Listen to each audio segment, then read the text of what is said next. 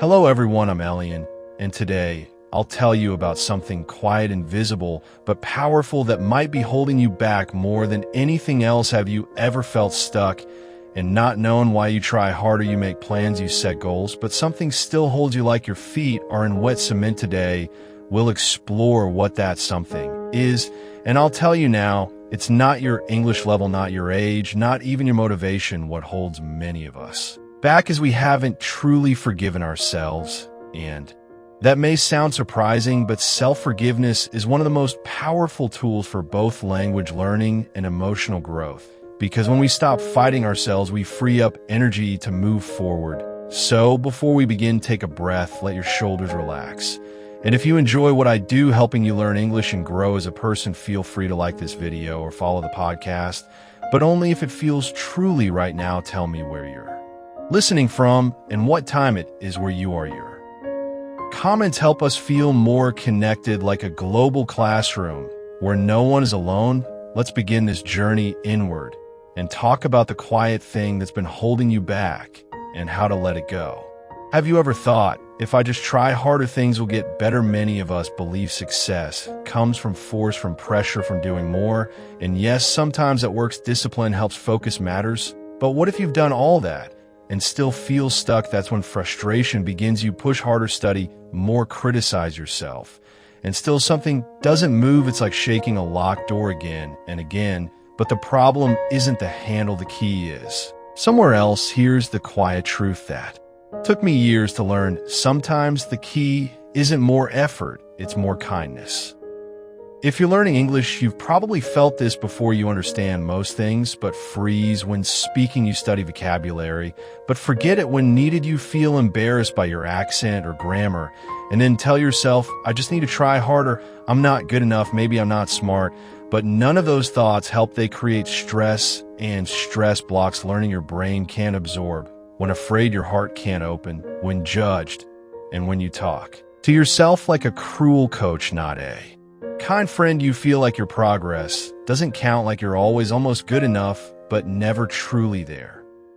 So try this. Close your eyes for a moment and ask yourself, what would change if I stopped pushing so hard? What if the way forward isn't more force, but more forgiveness? Most people never ask that. They live in a cycle of tension, work, push, judge, repeat. But breakthroughs come when you pause, when you soften, when you say, maybe I don't need to fix everything. Maybe I just need to listen to what's hurting. And when you listen, you understand the real reason you feel stuck, which often has nothing to do with effort, but everything to do with how you treat yourself. Here's something I want you to hear deeply. You are not failing. You're tired, overwhelmed, healing. If no one said this to you lately, you're doing more than enough. You're already growing, even if it doesn't feel fast. Progress isn't loud. Healing doesn't always feel good. Sometimes it feels like sadness or silence or a slow return of hope. And that's okay. You don't need to push harder today. You need to feel safe being exactly where you are, because the truth is you won't move forward until you stop punishing yourself for not being further. If that feels true, stay with me. There's more. We all love plans. They help us feel safe. They give structure. They make us believe that if we follow steps, we'll reach our goal. But what if life doesn't follow the plan? What if you studied for months, but still struggled to speak? What if a relationship ended despite effort? What if your timeline to be fluent, confident, successful is off? It's easy to panic, to feel like you failed. But I've seen this again and again in my students and in myself. Growth doesn't follow a schedule. Healing doesn't follow a plan. Some of your most important steps won't make sense. You won't feel ready or prepared, but the steps still calls you. Let me ask you this. Have you ever felt life must go a certain way, like I must be fluent in 2 years or married by 30 or already confident? These feel like facts, but they're mental deadlines we create to feel in control. And when life doesn't meet them, we blame ourselves. We feel ashamed. We think something's wrong, but maybe nothing's wrong. Maybe you're being asked to trust the path, not to give up, but to let go of control and walk with openness. Growth isn't linear. Some days you feel strong, others you feel lost. That's not failure, that's the rhythm of becoming. If you let life surprise you and give up the idea that it must be a certain way. You might find something better, a new reason to learn English for connection, not status, aversion of confidence, that's steady, not loud, even joy in the journey. But only if you let go of the old map and stop punishing yourself for not arriving yet. So ask yourself, what would happen if I trusted life more? Then my plan. I want to share a real story. Years ago, I hit a wall, not physical, but emotional. I was teaching, coaching, leading, but I was exhausted. I told myself, just keep going, because that's what strong people do. They don't stop. But my body began saying something else. I couldn't sleep, felt anxious. My voice started fading. I tried everything, more rest, vitamins, routines. Nothing worked. Then a friend asked, what if you don't need to fix this? What if you just let go? For a while that shocked me. I'd always been one in control, but I was tired and I was holding myself to a standard that was no longer kind. So I stopped, canceled a few classes, let my voice rest, cried, slept, walked slowly.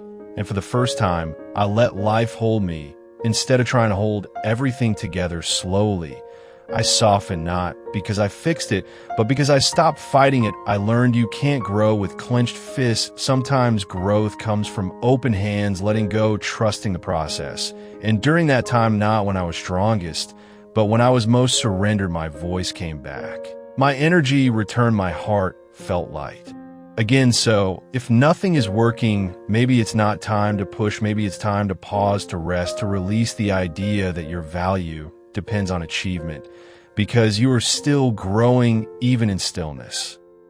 We're taught to be strong, productive, and to get over it, but maybe what you need is softness toward your mistakes, your fears, and the younger version of you who didn't know better. Ask yourself, would you talk to a friend the way you talk to yourself? Would you say you're slow or disappointing? No, you'd say you're doing your best. You've been through a lot. I'm proud of you for not giving up. So why not speak that way to yourself? Kindness isn't weakness, it's healing. It's not the opposite of growth, it creates growth. When you feel safe inside your heart, you open, explore, and heal, and that healing builds strength. Think about it, a seed doesn't grow because we yell at it, it grows in soft soil, and you're no different. So try this every time you make a mistake or feel like you failed. Say something soft to yourself, like, that's okay. I'm still learning, I'm proud of me. Might feel silly at first, but in time those small words become a new voice, a gentle one, a supportive one, the voice that lets you move forward, because nothing shifts until you do, but once you meet yourself with softness, everything changes. Ask yourself, what am I still holding against myself? What memory or mistake still lingers like a shadow? Most of us carry something, a regret, a moment we're not proud of, and we carry it like a backpack full of rocks every day, even if we don't talk about it. But you can't walk freely into the future while dragging the weight of your past. You don't need to forget, but you do need to release your grip. Letting go isn't pretending it didn't happen. It's not saying it's all fine. It's saying, I accept that version of me. I understand my choice, and I choose to love myself anyway. You're not erasing your past. You're choosing not to be defined by it. And that is the power of self-forgiveness. So here's a practice tonight. Write down what you're still holding, the story or mistake. Then write, I choose to forgive myself. I did the best I could with what I knew then.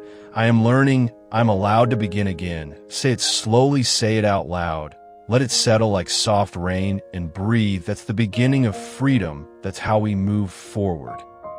And now here where you've listened, reflected, felt things that may not have had space before, let me remind you, you are not stuck. You're carrying too much pain, too much judgment, too many voices telling you who to be, but you're allowed to stop, to sit with yourself, to forgive, to soften, and say, this is where I am, and that's okay. You don't need to be perfect to begin again. You don't need fluency to have a voice. You don't need healing to be loved. All you need is to stop fighting yourself, because when you do, when you forgive, when you release, when you say, I am still growing, the road ahead opens, not perfectly, but beautifully, and that's enough.